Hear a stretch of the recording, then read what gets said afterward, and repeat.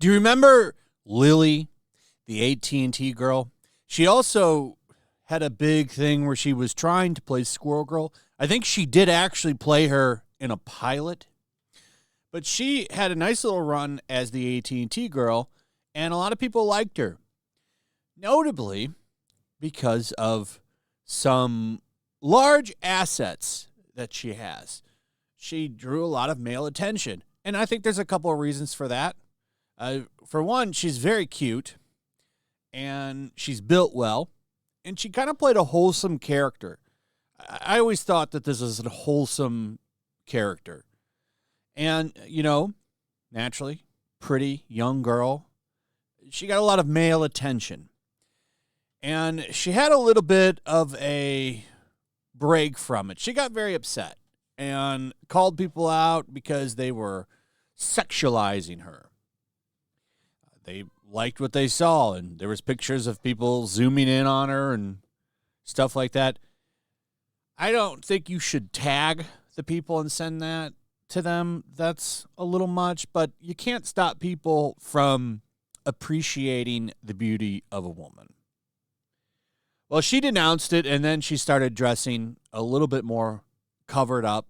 She said, "You're not going to get to have the privilege of seeing my body." Well, she got over it at the age of, I think, 38. She is now doing OnlyFans. Well, not technically OnlyFans. It's only philanthropy.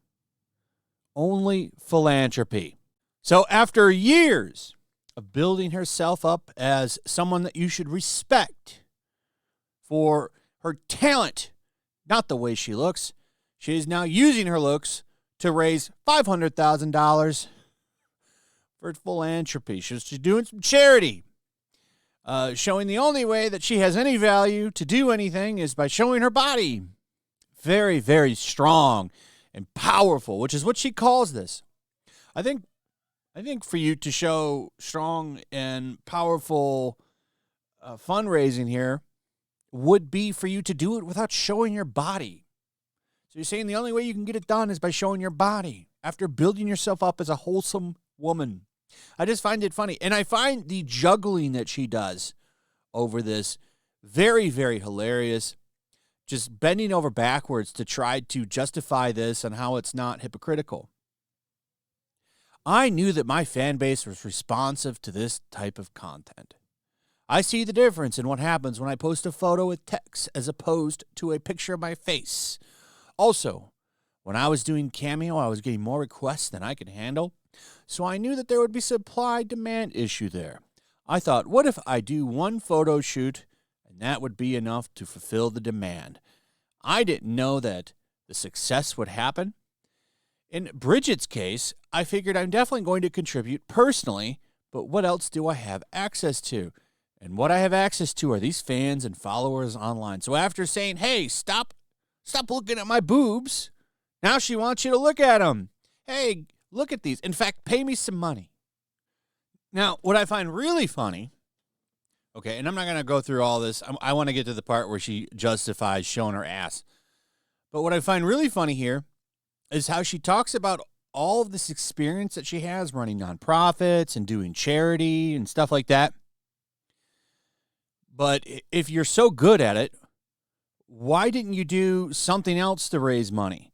Why did you have to show your ass to get it? I don't have any respect for it. And her trying to justify this as some kind of powerful thing, I find funny. Like, oh, this makes me feel empowered. Previously, I was wearing a blue button-down, and I was being referred to as mommy milkers while I was pregnant, which felt like a bunch of infantile people grabbing at me while I was saying, no, please don't. I was being harassed. I never invited anybody to comment on my body. Now I'm saying, here's something that feels fair. Here's us having a conversation around something that I enjoy doing, that I am giving to you voluntarily, willingly, joyfully, that you can exchange in. The main difference is consent. I never said don't sexualize my body. I have no control over what people do in their homes.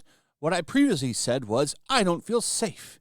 So I'm going to do what I have to do until I feel safe.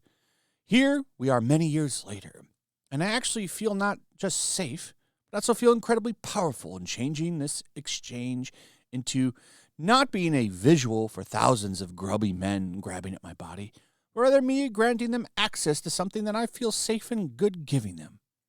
In exchange, they are helping a single mother of 3, or helping disabled people who have lost their homes, or in the future, helping a woman's center, helping an animal shelter, helping young single mothers. That's been going on for a long time. It's called stripping.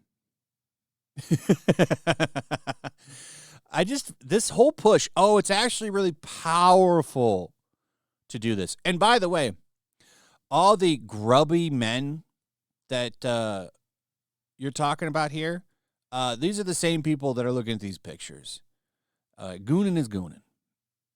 I just think that trying to justify this as some kind of powerful thing is a cope. It's a cope. I'm posting photos that I choose, taken by friends. I love as part of a project to raise money for people who need help. The images are cheeky, they're curated, and they're consensual.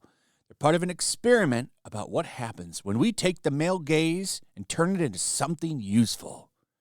It's changed from objectification to collaboration.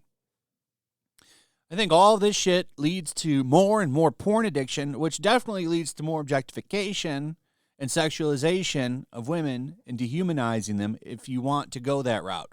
All of this shit does that. But it's different. And these people will get mad at you. See, she's mad when you gooned her for free. But now that, she's 38, hey, how can we make a little money here? Oh, we'll just put my ass out there. Now it's different. Now it's actually empowering. Now it's helping people. We're helping single mothers. We're not just going after that toxic male attention. We're gonna utilize it for good. And the feedback that we've gotten, it's been really cool to see that the men who are participating care about a lot of the different issues and are down to help. Oh, I bet they are. I bet they really care about those issues. Yeah, they really care about it. Yeah, this used to be seen as toxic male attention, but we're turning that into a cause that can benefit the vulnerable. All right. Nice. A strong young woman, huh? All right, so I would love to hear your thoughts on this strong, empowered woman here. What are your thoughts on only philanthropy? I'd like to hear from you. Also, if you would, please like, subscribe, share the video, hit that notification bell. We'll see you on the next one. Peace.